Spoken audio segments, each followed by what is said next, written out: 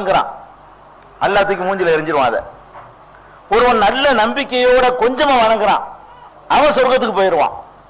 அப்ப இஸ்லாமிய மார்க்கம் எதுக்கு ரொம்ப முக்கியத்துவம் கொடுக்குதுன்னு கேட்டா, இதயத்துல அல்லாஹ்வை பற்றி நம்புறது கரெக்டா நம்பணும், அல்லாஹ்வுடைய ரசூலை பற்றி சரியா நம்பணும், மலக்குகளை பற்றி சரியா நம்பணும், வேதங்களை பற்றி சரியா நம்பணும். அல்லாஹ்வை நம்புறோம்னு சொல்லி அதை ஏற்குமாற நம்பணும்னு வைங்க, அல்லாஹ் எல்லா அமலையும் நாசமாக்கி போடுவான். இப்ப அல்லாஹ்வுக்கு இணை வைத்தார்களே ஆனால் அவர்களுடைய நல்லறங்கள் எல்லாம் பாழாகி விடும். அல்லாஹ் ஏன் சொல்றான்? நல்லறங்கள் செய்யறான், ஆனா அல்லாஹ்வுக்கு இணை வச்சிட்ட உடனே அந்த நல்ல அமல் ஒண்ணுமில்லாம போயிடுது. வலவ் அஷ்ரகு லஹபித அன்ஹும் மா கானூ யாமலூன். இணை வைப்பார்களே ஆனால் அவர்கள் செய்த நல்லறங்கள் எல்லாம் பாழாகிவிடும்.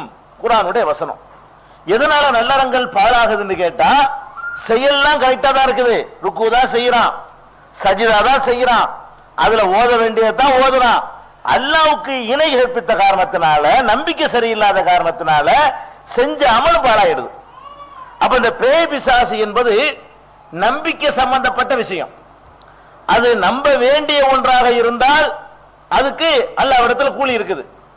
நம்ப கூடாததாக இருக்குமேயானால் அதை நம்ம நம்பணும்னு சொன்னா, நம்பிக்கை சரியில்லைங்கிற காரணத்தினால் நம்முடைய எல்லா அமல்களும் பாழாகி போயிடும்.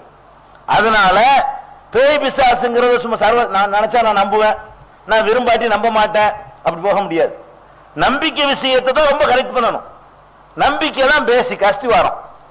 மற்ற செயல்கள் எல்லாம் வெளியில எழுப்பக்கூடிய கட்டிடங்கள். கட்டிடத்துக்கு முன்னாடி அஸ்திவாரம் சரியா இருந்தா தான் கட்டிடத்தை எழுப்ப முடியும்.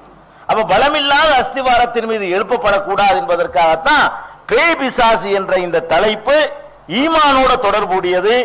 இதை நம்ம நம்பணும்னு சொன்னா நம்முடைய ஈமானுக்கு பங்கம் ஏற்பட்டு போயிடும்.